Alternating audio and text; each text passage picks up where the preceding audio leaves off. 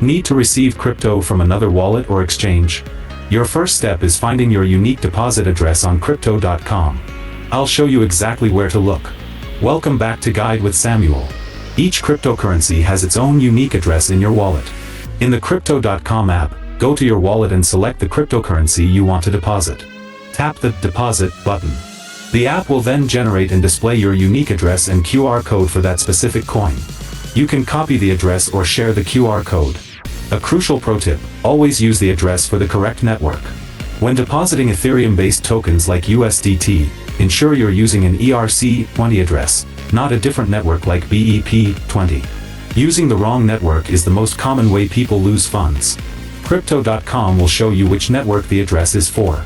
And just like that, you're ready to receive crypto from anywhere. Knowing how to find your deposit address is a basic but vital skill. Do you double-check the network before every deposit? For your final question, subscribe for our next video on whether the crypto.com wallet is safe. Thanks for watching.